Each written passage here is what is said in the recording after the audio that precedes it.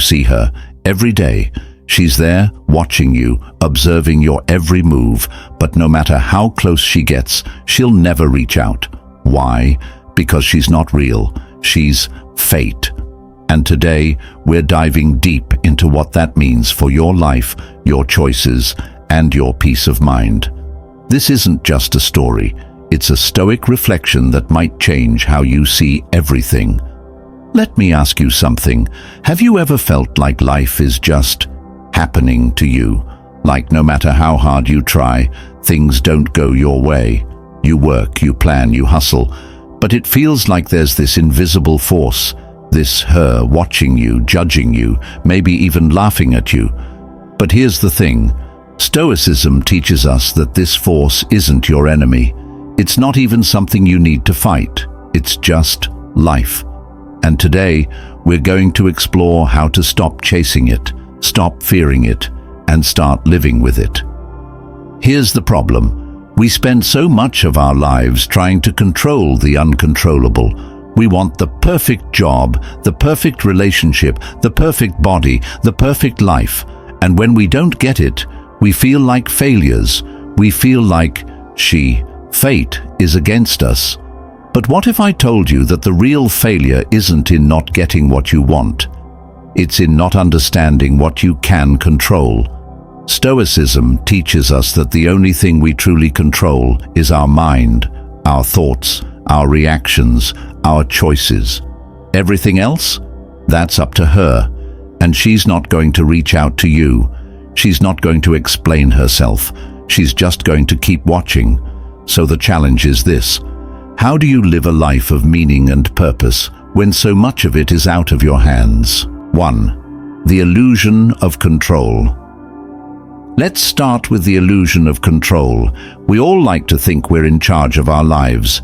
We make plans, set goals, and work hard to achieve them. But here's the truth. Life doesn't always go according to plan.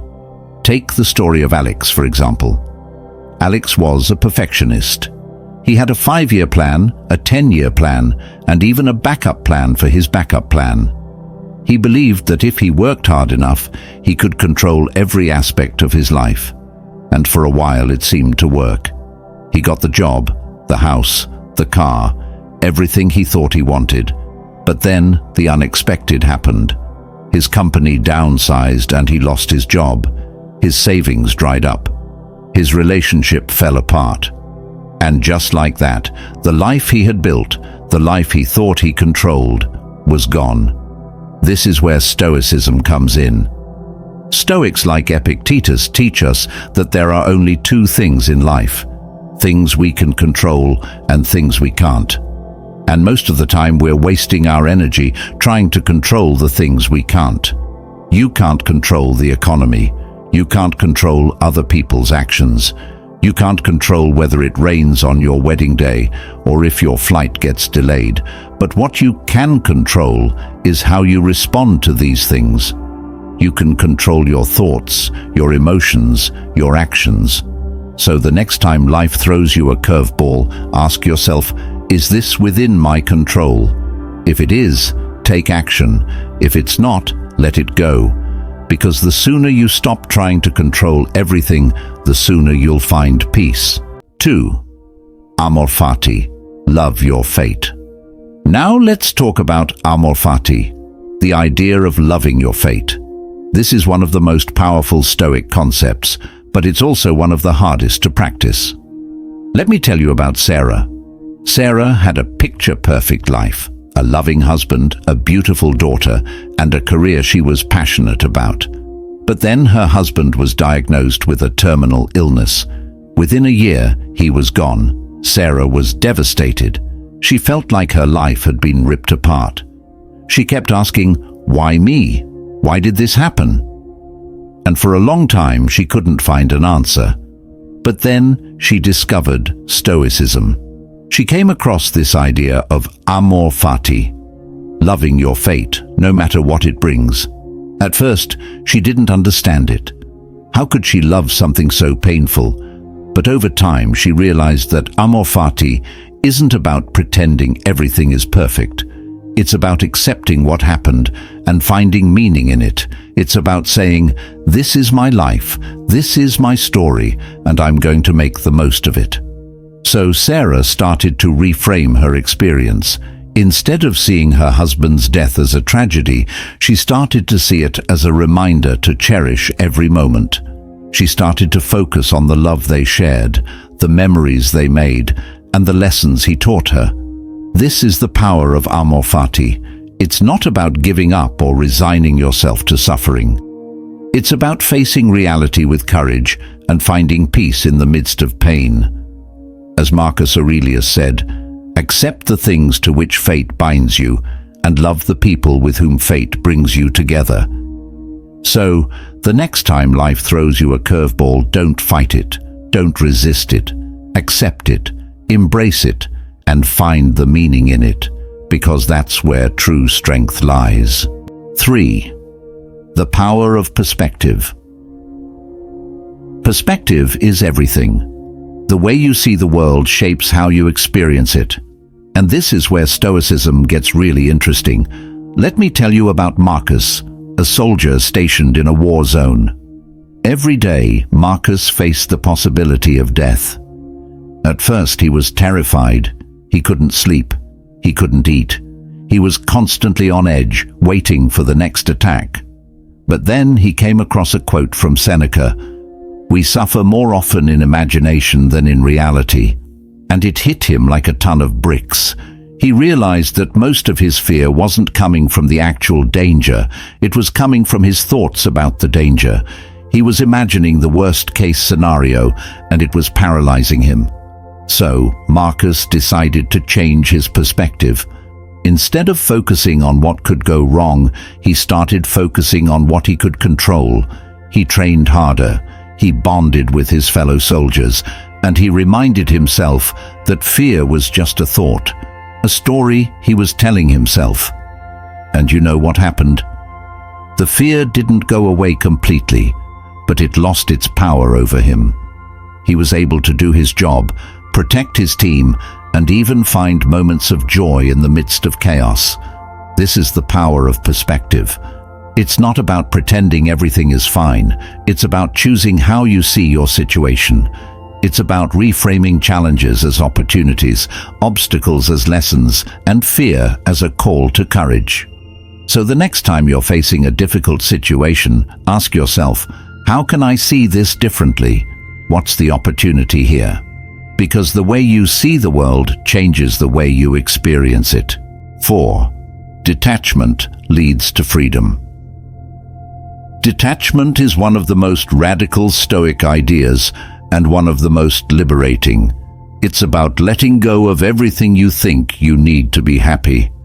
Let me tell you about Zeno, the founder of Stoicism. Zeno was a wealthy merchant who lost everything in a shipwreck. At first, he was devastated. He had spent his whole life building his fortune, and now it was gone. But then something incredible happened. Zeno realized that he didn't need his wealth to be happy. In fact, he felt freer without it.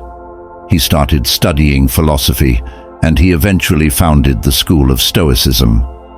Zeno's story teaches us that true freedom comes from detachment, from letting go of the things you can't control and focusing on what truly matters. It's not about giving up on life or becoming indifferent. It's about realizing that your happiness doesn't depend on external things, your job, your relationships, your possessions. It depends on your mind, your character, your values. As Epictetus said, freedom is the only worthy goal in life.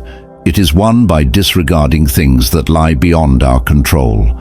So what does this mean for you? It means letting go of the need for approval, the fear of failure, the desire for more. It means finding peace in the present moment and joy in the simple things, because when you detach from the external, you find freedom within, and that's where true happiness lies. 5. Fear lives in the imagination. Fear is a powerful emotion, but it's not always rooted in reality. Most of the time, fear lives in our imagination. Think about it. How often do you worry about things that never actually happen? How often do you imagine the worst-case scenario only to find out it was all in your head? This is where Stoicism can help. Stoics like Seneca teach us that fear is just a thought, a story we tell ourselves, and the more we feed that story, the more power it has over us. So, how do you overcome fear? By facing it head-on, by reminding yourself that most of what you're afraid of exists only in your mind. Take Marcus, the soldier we talked about earlier. He was terrified of dying, but once he realized that his fear was just a thought, he was able to move forward. He didn't let fear control him. The same applies to you. The next time you're afraid, ask yourself, is this fear real or is it just in my head? Because once you realize that fear is just a story, you can rewrite it. 6. The present moment is all you have. Life is unpredictable. The future is uncertain. The only moment you truly have is now. Stoicism teaches us to live fully in the present. It's about finding peace and joy in the here and now, rather than worrying about what might happen tomorrow. Think about it. How much time do you spend worrying about the future or regretting the past? How often do you miss out on the present moment because you're too busy planning or overthinking? The Stoics remind us that the present moment is all we have. The past is gone, and the future is out of our control. All we can do is live fully in the now. So, take a deep breath. Look around you. What can you appreciate in this moment? What can you be grateful for? Because the more you focus on the present, the more peace you'll find. 7. Inner strength is your greatest asset. Finally, let's talk about inner strength. This is the foundation of Stoicism, the idea that your mind is your greatest asset. No matter what happens in life, no matter how much the world changes, your inner strength remains. It's unshakable. Think about the stories we've talked about today. Alex lost everything, but he found peace by focusing on what he could control. Sarah faced unimaginable loss, but she found strength by accepting her fate. Marcus overcame his fear by changing his perspective. These stories all have one thing in common. They show the power of inner strength.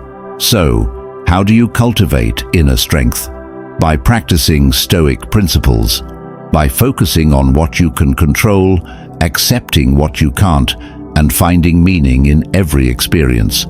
Because when you build your inner strength, you become unstoppable. No matter what life throws at you, you'll be ready. Here's the moment of truth. She's always going to be there. Fate will always be watching. But here's the secret. She's not your enemy. She's your teacher. Every setback, every failure, every unexpected twist is a lesson.